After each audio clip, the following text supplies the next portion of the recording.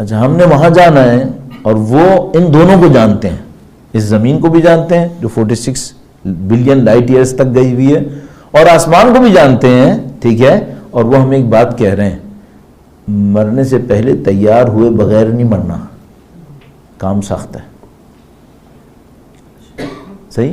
اچھا اب میں سوچ رہا ہوں ہمیں اطمینان کس چیز نے دیا ہوا ہے, ہم نے کیا سوچا ہوا ہے, کیا سوچ کے ہم بیٹھے ہیں؟ کیوں اس ماہ مبارک رمضان میں کون سا تیر مارا ہے جس سے ہم لوگ سکون میں ہیں؟ کیا سوچا ہوا ہے ہم نے؟ تو میں کیٹیگریز بناتا ہوں اپنی کہ ہم لوگ کیا ہیں. درود بھیجے گا محمد وعلی محمد صلی علی محمد وعلی محمد وعجل. بہت سارے لوگوں کے نزدیک یہ باتیں امپورٹنٹ نہیں ہیں, ان کے نزدیک کوئی امپورٹنس نہیں رکھتی. کیوں امپورٹنس نہیں رکھتی؟ انہوں نے اس کو سیریس نہیں لیا ہوا. مریں گے کیا ہوگا, مولوی لوگ ہر وقت خبریں سکھاتے رہتے ہیں, دنیا دکھاتے رہتے ہیں, دیکھا جائے گا. ابھی کوئی بیوقوف کورونا کے معاملے میں بھی یہ کرے نا تو لوگ اس کو گالیاں دیتے ہیں کہ کیا دیکھا جائے گا, انڈیا دیکھ رہے ہو کہاں پہنچ گیا ہے. صحیح ہے, جو قوم کورونا کو اگر کوئی ایسے ٹریٹ کرے تو گالیاں دیتی ہے اسے, وہ موت کو کہتی ہے دیکھا جائے گا. کورونا ایک دفعہ مارے گی, صرف ایک دفعہ. اس زندگی میں اگر بگڑ گیا معاملہ, موت نہیں ہے پھر وہاں موت رحمت ہے. خدا نے مطلب فرماتا ہے ہر وقت موت کی آرزو کریں گے, موت نہیں آئے گی. یا الہی کیا مصیبت ہے وہاں پر. خود قرآن کریم فرما رہا ہے ہر روز موت کی آرزو کریں گے, یہ موت نہیں آئے گی انہیں. یہ سمجھ رہے ہیں ہم مر جائیں گے, ہم مرنے بھی نہیں دیں گے انہیں. تو میں ایک تفصیلات آپ کو کیا بتاؤں, آپ کو لے کر ٹارچر سیل کھول دیا انہوں نے. تفصیل کیا بتایا. اچھا کچھ لوگ کیا سوچ رہے ہیں, کچھ لوگ یہ سوچ رہے ہیں دیکھا جائے گا. ہاں ٹھیک ہے دیکھ لینا, خدا بھی یہی کہتا ہے. ان سے کہو یہ بھی انتظار کریں, ہم بھی انتظار کر رہے ہیں, پھر دیکھتے ہیں کون دیکھے گا. تو اگر کوئی اس کیٹیگری میں ہے جو یہ کہہ رہا ہے مروں گا تو دیکھ لوں گا, تو خدا بھی کہہ رہا ہے ہاں میں بھی دیکھ لوں گا, آؤ دیکھتا ہوں, میں بھی دیکھتا ہوں تمہیں. یہاں کی ہڈی کا درد برداشت نہیں کر سکتے ہم, یہاں کا کان کا درد برداشت نہیں کر سکتے. گردے میں 3 mm کی پتھری ہو جائے, اس سے اوپر سے نیچے اچھل کود مچاتے ہیں. صحیح ہے, اور خدا سے کہہ رہے ہیں تو اپنا عذاب لا میں دیکھوں گا. او بھائی تم کو کس احمق نے یہ ترکیب سکھائی ہے؟ تم کہاں دیکھ سکتے ہو؟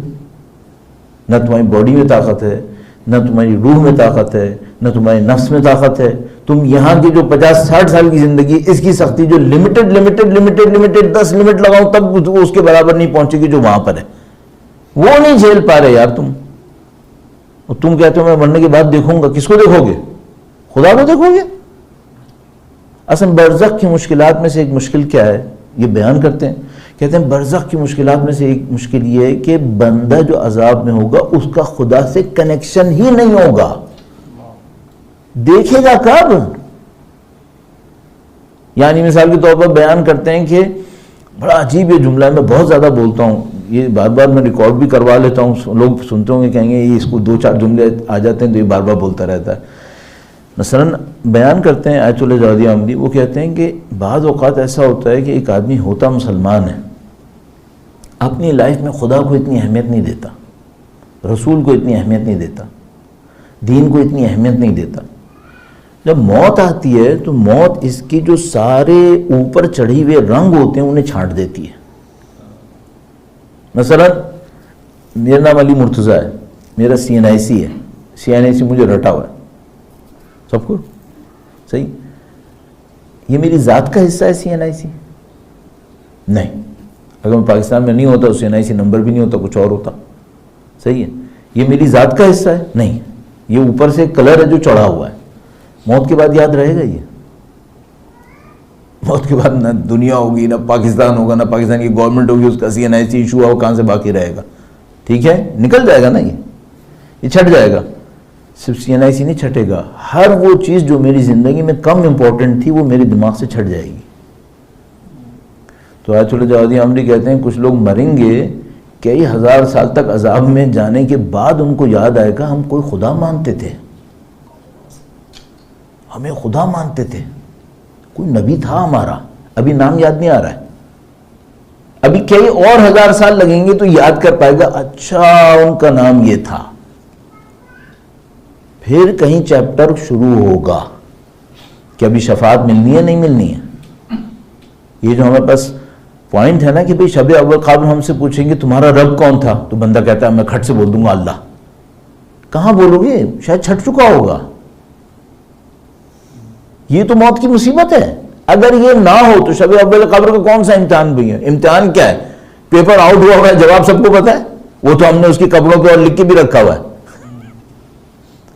کفن کے اوپر سب کے لکھا ہوا ہے وہی سب کچھ، تو وہ اٹھے گا یوں کر کے پڑھ لے گا. یہ ہونا ہے کیا؟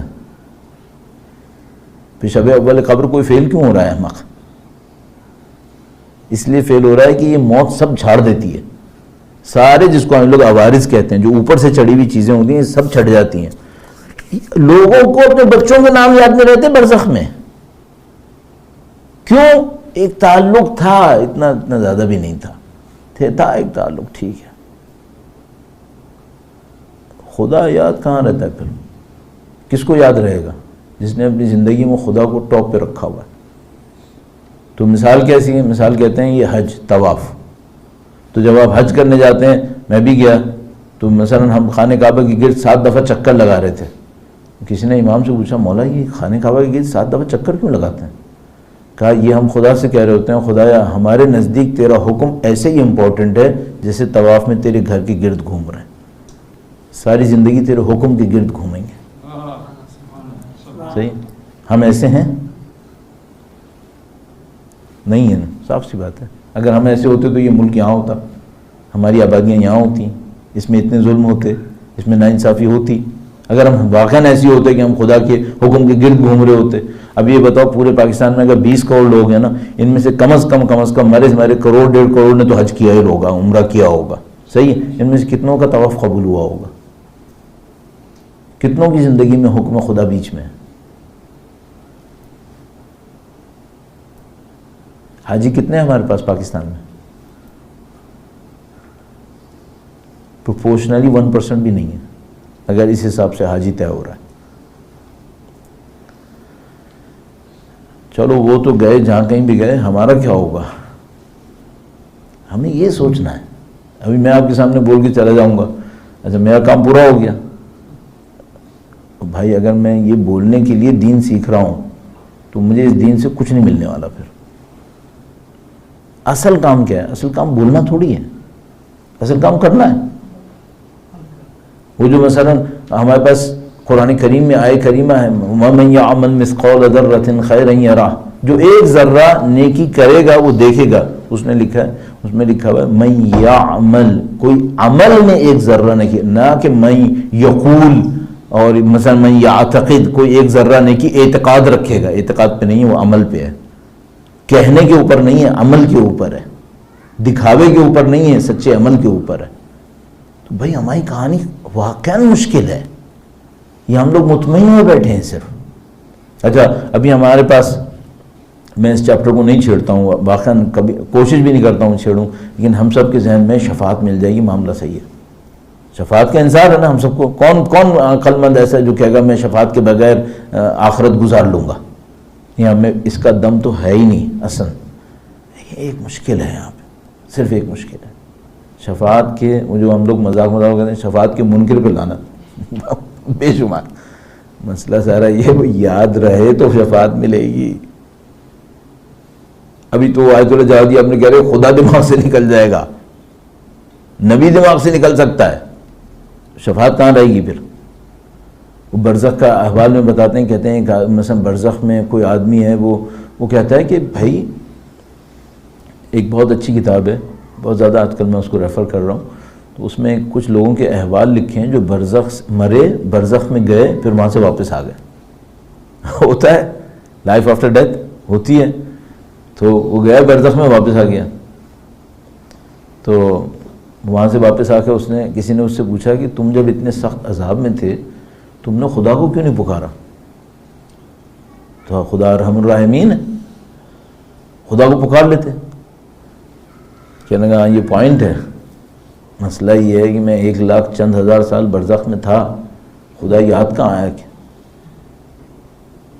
میرے دماغ میں آئے نہیں کہ خدا ہے۔ تو اس نے کہا کیسی باتیں کرو، تمہیں نہیں یاد آیا کہ خدا ہے؟ کہنے لگا نہیں، کئی ہزار سال گزرنے کے بعد مجھے یاد آیا کہ خدا تھا۔ اس کے بعد پھر مجھے سمجھ میں آئی کئی ہزار سال کے بعد کہ میں خدا کو پکار سکتا ہوں۔ پھر پتہ نہیں کتنے ہزار سال گزر گئے، تب میں نے ایک دفعہ خدا سے التجا کی، خدا مدد کر دے میری، تو مجھے مدد ملی۔ صحیح ہے؟ اچھا اب سوال یہ کہ یہ بندہ خدا کے ساتھ کیسے ہو گیا کہ یہ 27,000 30,000 سال گزار گیا، تو اس احمق کو پھر یاد آیا کہ خدا تھا ایک؟ اس کے ساتھ ہوا کیوں ہے؟ سوال یہ کہ اس نے ہر روز خدا کو پکارا تھا کیا؟ اور اگر کوئی یہاں ہر روز خدا کو نہیں پکار رہا تو وہاں خدا اسے کیوں اجازت دے کہ وہ اسے پکار لے؟ کہ یہاں اپنے آپ کو پتھر بنائے ہوئے ہے خدا کی نشانیوں کے سامنے، خدا اسے وہاں آنکھیں نہیں دیتا ہے۔ ربی لما حشرتنی اعمی، خدا تو نے مجھے اندھا کیوں خلق کیا؟ خدا نے متعال فرمائے گا کہ جب ہم نے دنیا میں تمہیں اپنی نشانیاں دکھائیں تھی تو تم نے آنکھیں پھیر لی تھیں۔ ہم آنکھیں یہاں پہ اس کو دیتے ہیں جس نے وہاں پہ ہماری آنکھوں کو صحیح استعمال کیا تھا۔ تم نے وہاں پہ اپنی آنکھیں صحیح استعمال نہیں کی تھی، یہاں آنکھیں کیوں دیں؟ یہاں پہ تم نے خدا کو پکارا تھا۔ ہم تو پکارتے ہیں تو چلتے پھرتے پکارتے ہیں، 4 رکعت نماز پڑھتے ہیں، ہمیں خود پتہ نہیں چلتا کب شروع ہوئی کب ختم ہوئی۔ اس نماز پہ برزخ میں خدا سے کنیکشن مل جائے گا۔ یہ تو یہاں سے اٹھ کے اوپر پہنچ جائے بڑی بات ہے، بلکہ ہمارے پاس ایک عجیب روایت ہے، بہت سخت روایت ہے، آدمی سوچے تو واقعا سمجھ میں نہیں آتا اپنا ہوگا کیا۔ روایت میں یہ ہے کہ بعض لوگ نماز پڑھتے ہیں، وہ نمازیں اوپر جاتی ہیں اور وہ نمازیں کپڑوں میں لپیٹ کر انہی کے منہ پہ مار دی جاتی ہیں۔ تو وہ نمازی کہتا ہے یہ کیا ہوا، میری نماز کیوں اوپر نہیں گئی، کیوں قبول نہیں ہوئی؟ تو جواب میں آتا ہے کہ تم نے نماز میں خدا کو سوچا تھا کیا؟ کس کے لیے نماز پڑھی تھی؟ جب تم نے نماز میں خدا کو سوچا ہی نہیں تھا، تمہیں ایک پریکٹس ہو گئی ہے، تمہاری ایک عادت بن گئی ہے، نئی نماز پڑھتے تو تم پریشان ہو جاتے ہو، اس خاطر تم کھڑے ہو کے 4 رکعت نماز پڑھ لیتے ہو۔ یہ نماز کہاں اوپر جانے والی ہے؟ اسی لیے تو ہمارے پاس وہ دعا میں اللہ کہ اے خدا میں تیری پناہ مانگتا ہوں من صلاۃ لا ترفع، ایسی نمازوں سے جو اوپر نہیں جائیں گی۔